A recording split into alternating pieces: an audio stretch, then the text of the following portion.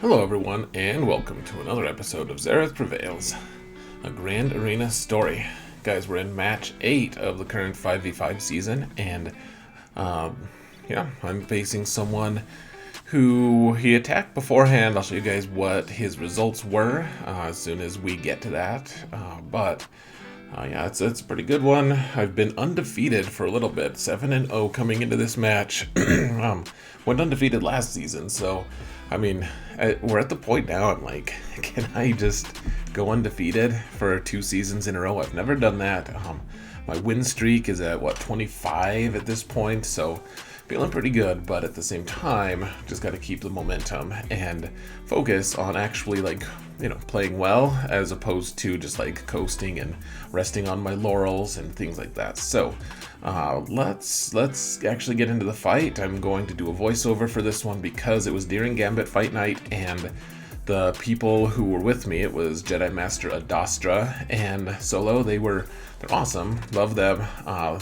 They're both pretty drunk at that point, and I didn't get many words in edgewise. So I got some. I certainly did, but I think it's more interesting to do a voiceover, so let's do that.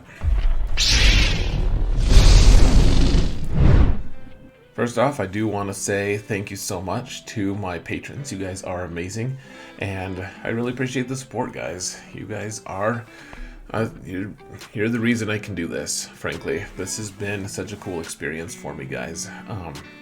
And just being able to, slowly upgrade all my equipment, being able to test and afford testing and do all this stuff.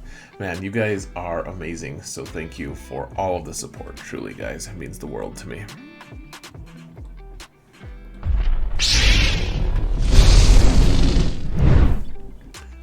Alright, folks, so let's, hold on a sec. Let's rewind just a minute here.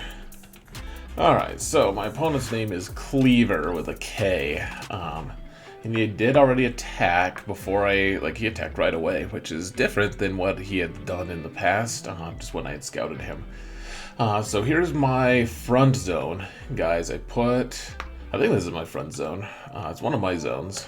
As you can see, is by allied squads. Let me just make sure. I wonder if... Alright, so here's the top of this zone. Here's the top zone, or the top thing. There it is. There's my front zone. So he beat my Supreme Leader Kylo.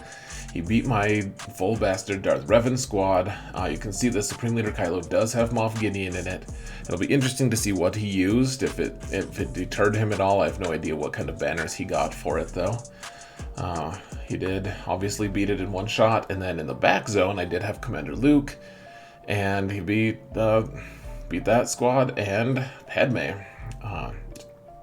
By Padme, I mean Rey, which they're 2 totally different people. They're not even the same bloodlines, so not sure what I'm going at there, though.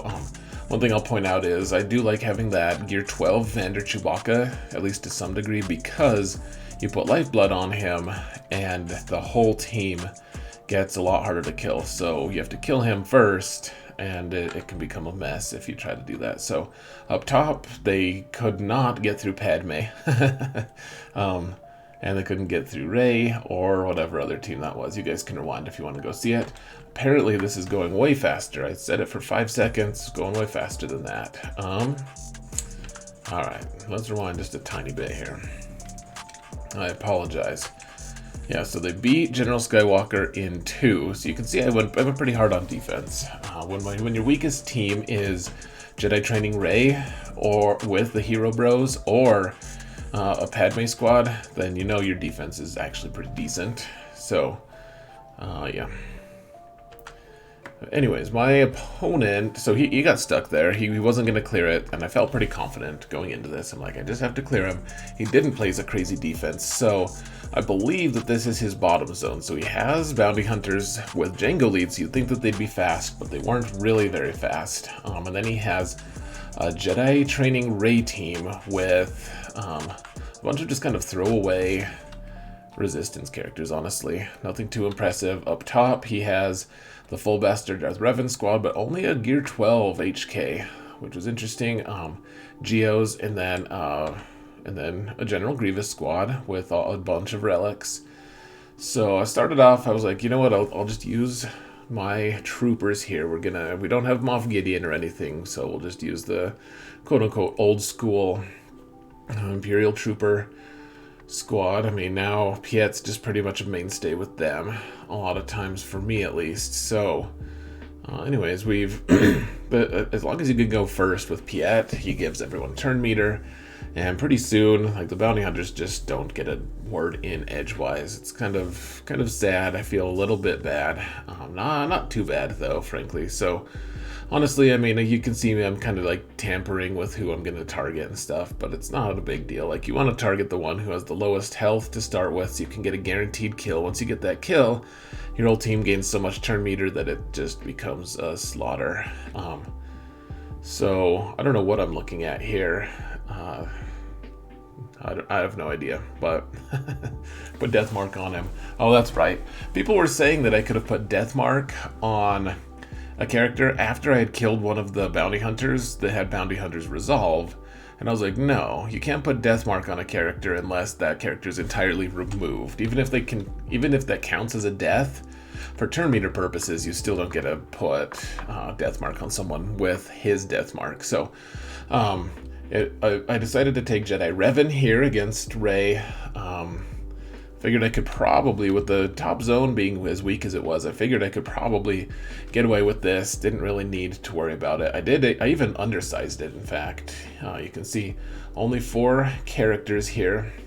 And initially I thought that it was the Resistance hero Finn on this team, but it's actually the worst version of Finn, the original Finn.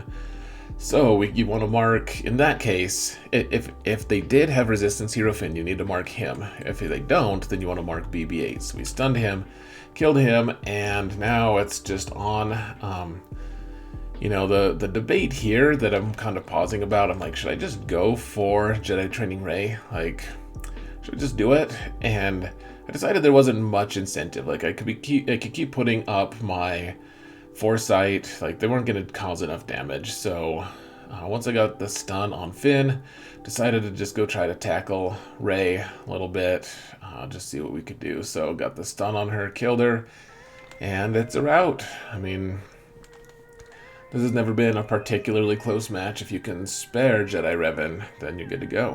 I mean, this isn't a good team, frankly. Like, I put my Jedi Training Rey team down, but it has both Resistance heroes, and Finn at least is kind of fast. BB-8 is even faster. It has R2-D2, like, 2 totally different teams. This is just a bunch of, like, throwaway characters that the guy didn't think he would need.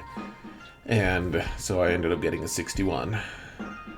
So pretty easy. 61 and 60 on my front zone. And then my opponent then showed. So I mean nothing in disrespect here. I've always loved Phoenix Squad in terms of, like, the show that they're in. I love what they do in a lot of ways, but he put all the Zetas on, all the relics on, like, clearly kind of a collector guy. And mad respect, this guy always plays Grand Arena as hard as he can. He changes his defense up based on his opponents. So, I mean, good for him. It's not necessarily the most competitive approach, but that's totally fine. So, decided to mess around. I mean, our guest for Gambit Fight Night hadn't heard of using Mothma to try to kill General Grievous, so decided to show off a little bit here. And this team isn't super well modded, as you might expect. Like, I managed to kill B2 before General Grievous even got a turn, which is crazy. The biggest factor here was, how would Droidica actually impact things? Like, would Droidica actually mess with things to the point, like, could Droidica one-shot enough characters and then, like, combine with Grievous to actually, like, cause me problems? I didn't really think so, but I figured I would just see. So, killed B2, then I managed to kill B1. Oh yeah, B1 hadn't even been showing himself yet before I killed him. So, anyways, because normally I go for B1 first, but I managed to kill B2 before B1 even came out of stealth. Pretty gross, actually. And the route's on. I mean, I think Droidica at one point got a bunch of shots. I don't know. Looks like kind of looks like maybe he didn't get any. He got shots earlier on that you guys could have seen that I just didn't notice. Once Droidica's gone, I mean, obviously you got to kill Magna Guard. It takes a while. It's just death by 1,000 paper cuts here. I mean, I want to take Cara Dune here as the second tank because she can split the aggro of Grievous with K2, and as long as both of them are taunting most of the time, like nothing bad. Well, a lot of bad things can happen, but both of those can kind of tank a lot and mitigate all the damage. So, killed Magna Guard. You'll note that I've been saving my big heal from Mothra because I wanted to wait for Grievous to do one big AoE at the end once I killed Magna Guard, and so now I'm just waiting for a turn with Mothra to heal everyone, and that's what I did. Managed to get a big heal off, and hopefully, I mean, Grievous takes a while to kill, so we've just got to keep going, got to keep healing. Hopefully we can get up to 60 banners. If we can't, that's okay. Apparently I'll be okay with that. I don't know. We're just trying to kill Grievous. He's not getting many turns. Cara is reducing his turn meter. I decide to go for a heal on everyone instead of Honorable Soldier. Whatever, the soldier guy, the summoned guy, getting a promotion, because screw that guy. Do you really think he deserved it? I kind of don't think so. Alright, so we've got Geos on defense. People have been putting them on there a lot lately, and man, they used to be good, and now there's a million ways. Like, troopers kill them, bounty hunters with Aurra Sing lead kill them. There's just all kinds of things. So, you know, as long as you have if you have Grief and a Bosk who are faster than everyone, which I do, mine are significantly faster, then you can just kind of do this. You guys have seen me do it a million times. I don't need to explain it, but then the biggest piece of RNG is, can you keep ability block on Spy long enough to actually kill these guys? And you can see, I think that this was a little bit of a mistake. I called a mass assist on Poggle, and I couldn't hit him. Like, he has plus 5% evade for every Geo he's with, so he's gonna evade a quarter of it. If you get bad RNG, then like he'll end up dodging most of your shots. So just need to kill him. Trying to kill him before Spy gets a turn and one-shots someone. That's the biggest problem here. So Spy did finally get a turn and one shot. The one character I didn't care about, like Aurra Sing, it sucks to drop those banners, but if my opponent isn't going to be able to clear me, like, it doesn't really matter if I drop a few banners. So I had a good chuckle about that and went about my merry way of demolishing the rest of the Geos. These were some pretty... Look at how tanky Sunfac is. I decided to just disintegrate him rather than try to work my way through him. And then, of course, Spy had less than 86k hit points remaining and died. Was summarily executed. So now I've kind of done the opposite of what I normally do. I usually go for the harder teams first and then just slowly work my way down. Went a little differently. I think mostly just because we were with a guest and I just wanted to show off. Like I said, I kind of wanted to do that. So, that being said, we're finally back to Rey. This is a comp that we can use Vader against. Now, our guest, Master Dastra, was correct in the sense that a lot of people like the strategy of just trying to one-shot Rey, like get enough dots on her that you can just destroy her. She was pretty sure that I didn't know what the hell I was doing, which is funny to me because I've been doing this so much. And, I mean... I don't know. I don't mean to be mocking at all, but she was just like the whole time. She's like, no, you're not supposed to. No, you don't. Don't do that.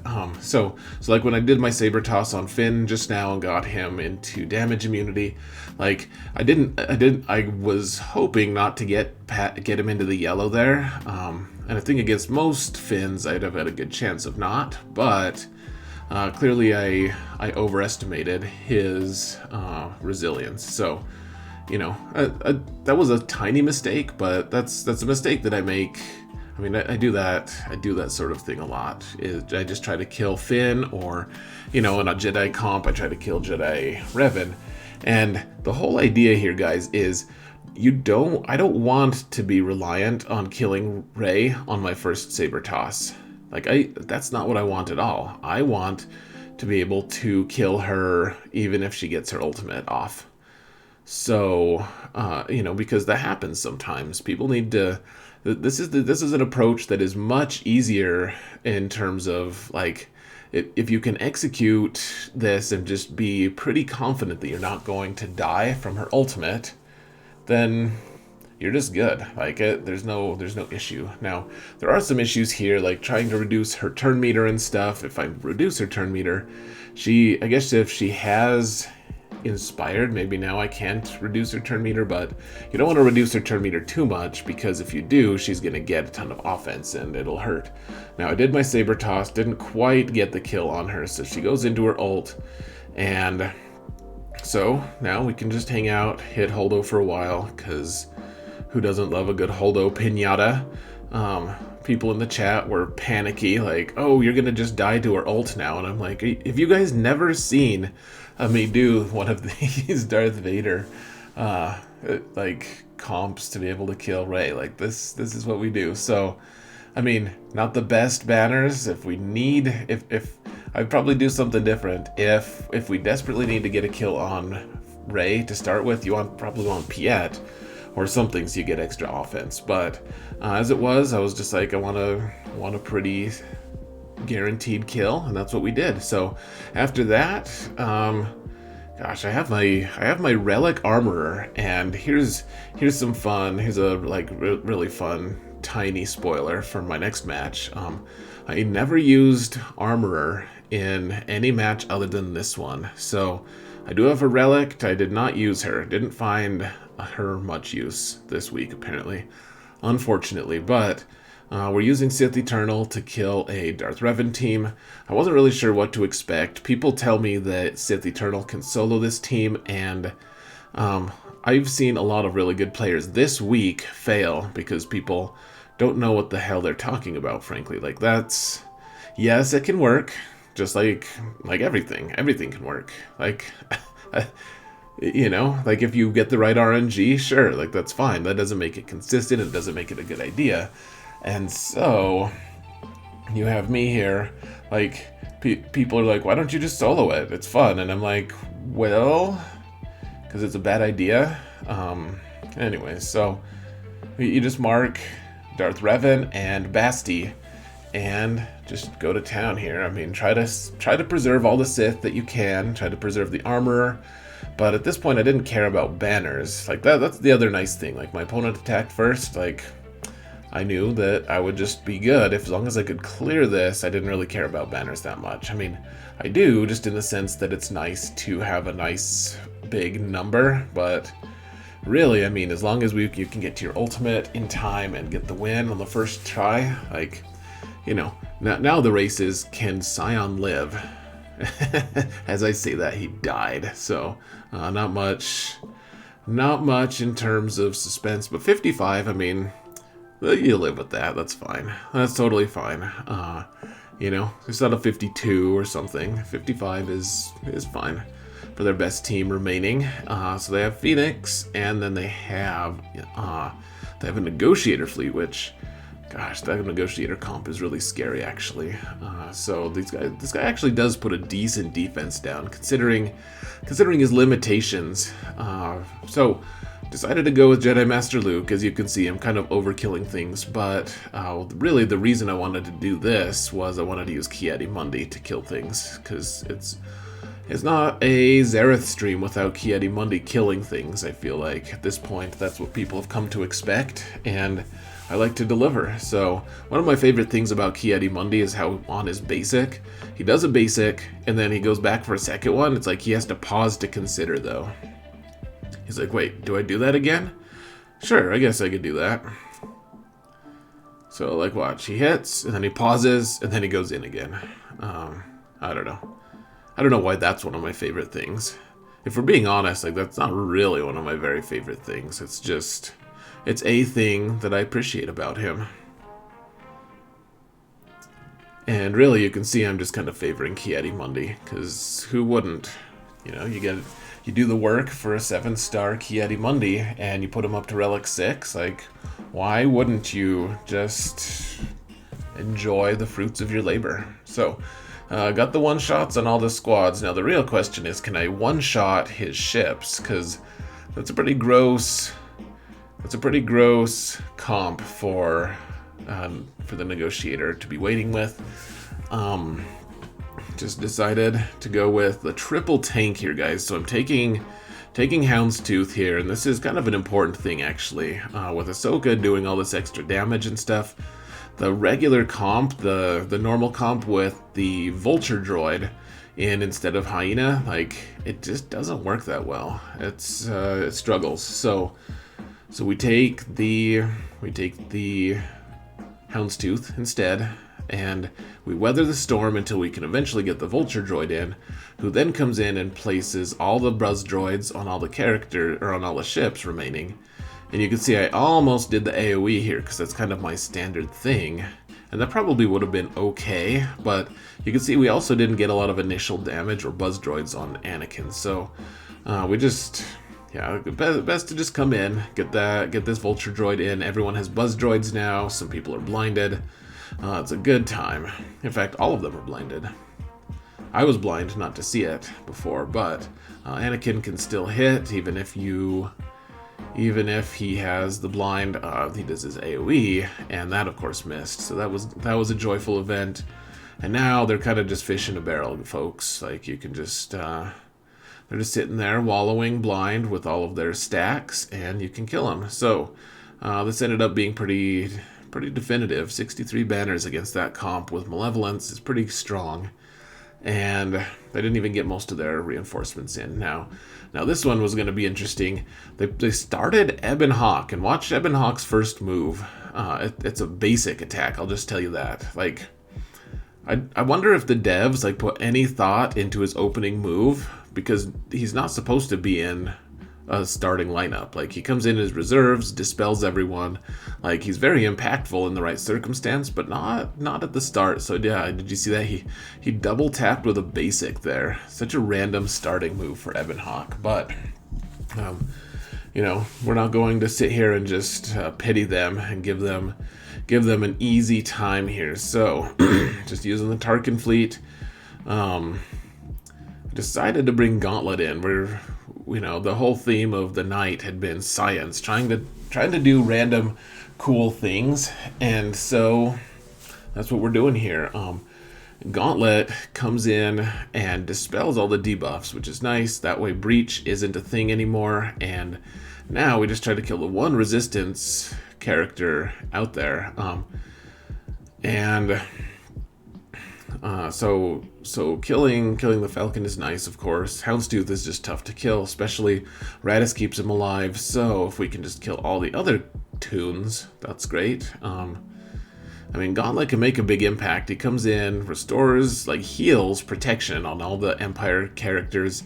Then he can dispel all the debuffs if he wants by doing his little spin move, and yeah, it's pretty cool. You can put buff immunity on, he's a very versatile ship. And I do have him relicked, Gar and Imperial Super Commando. So hopefully they're relevant next week or something. That would be sweet. But until then, we're left to just dominate different characters and teams in ships. Now, this is another thing that we're doing for science. We were laughing about it in a previous round during our Gambit Fight Night, that we always take the TIE Reaper and then we never use it. So I was like, guys, here's a place that I can actually use TIE Reaper, and he's relevant because he came in, was able to dispel, and that was it. So, as it was, guys, got the win here. 21-20 is a pretty good score, as you might have already deduced. I'm happy enough with it, and that's it, folks. That is it. That was the match. Got the semifinals. The finals are actually against a guy from Hot Ski Patrol, who was my old guild, against someone who watches my videos. So hope you guys stay tuned for that. He's got good lifetime banners. It's gonna be a good match. So that being said, folks, I'm just gonna call it good. So thank you all so much for watching, and remember that in all things, Xaereth prevails.